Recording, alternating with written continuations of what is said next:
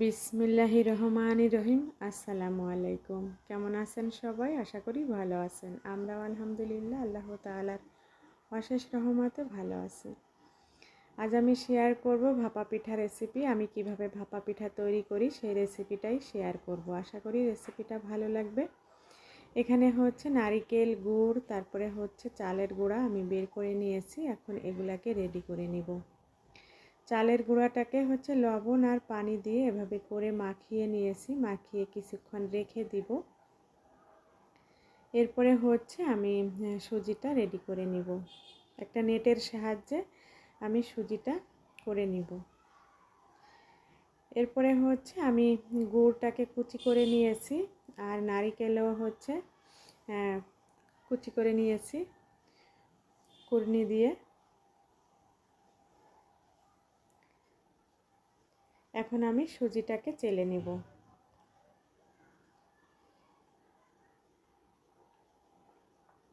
সুজিটাকেও চেলে নিয়েছি একটা নেটের সাহায্যে, আর মাশাআল্লাহ খুবই সুন্দর হয়েছে সুজিটা। এই নেটটি দিয়ে হচ্ছে আমি সুজিগুলা করে নিয়েছি।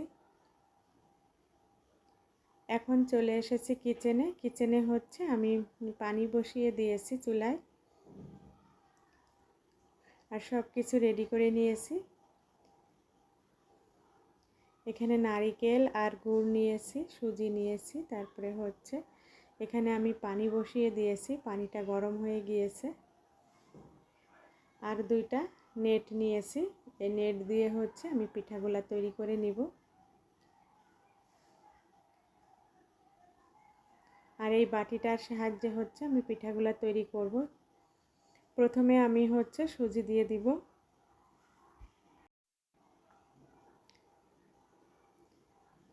এভাবে করে সুজি দিয়ে দিয়েছি। এখন কিছু নারিকেল কুচি দিয়ে দিলাম। উপর দিয়ে কিছু গুড় দিয়ে দিলাম। আবারও আমি কিছু নারিকেল কুচি দিয়ে দিব। এখন আবারও আমি সুজি দিয়ে দিতেছি এভাবে করে। আর খুবই আলতো হাতে পিঠাগুলা বানাতে হবে, তাহলে পিঠাগুলা খুব সুন্দরভাবে ফুলে ডাবল হয়ে যাবে। আর বেশি চাপলে হচ্ছে পিঠাগুলা সুন্দর হবে না। একটা পিঠা রেডি করা হয়ে গিয়েছে। এখন আমি নেটের সাহায্যে চুলায় বসিয়ে দিব। আর পানিটা খুব সুন্দরভাবে ফুটে গিয়েছে। পিঠাটা বসানোর সময় নেটটা খুব শক্তভাবে চেপে ধরে বসিয়ে দিতে হবে, তা না হলে পিঠাটা ভেঙে যাবে।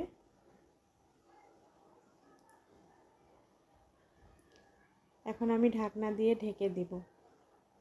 পিঠাটা হতে আমার 1 থেকে 1.5 মিনিট সময় লাগবে। আমি আরও একটা পিঠা রেডি করে রাখব।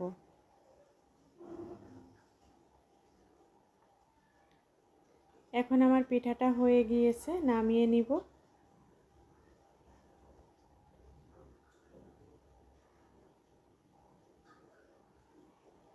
মাশাআল্লাহ পিঠাটা ফুলে কিন্তু ডাবল হয়ে গিয়েছে। নামিয়ে নিয়েছি। খুবই সুন্দর একটা ফ্লেভার বের হচ্ছিল। এভাবে করে আমি সবগুলা পিঠা তৈরি করে নিব। আরও একটা পিঠা আমি রেডি করেছিলাম, সেই পিঠাটাও বসিয়ে দিয়েছি।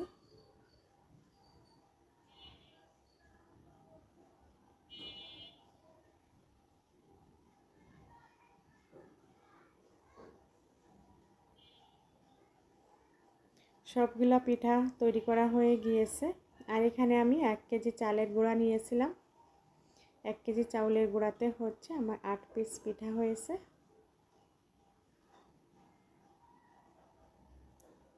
মাশাআল্লাহ দেখতে যেমন সুন্দর হয়েছে, খেতে আলহামদুলিল্লাহ অনেক টেস্টি হয়েছিল আমার নিজের হাতের তৈরি করা ভাপা পিঠা। আমার রেসিপিটা ভালো লাগলে এভাবে করে বাসায় ট্রাই করতে পারেন। আজ এ পর্যন্তই। আল্লাহ হাফেজ। আসসালামু আলাইকুম। সবার জন্য দোয়া রইল।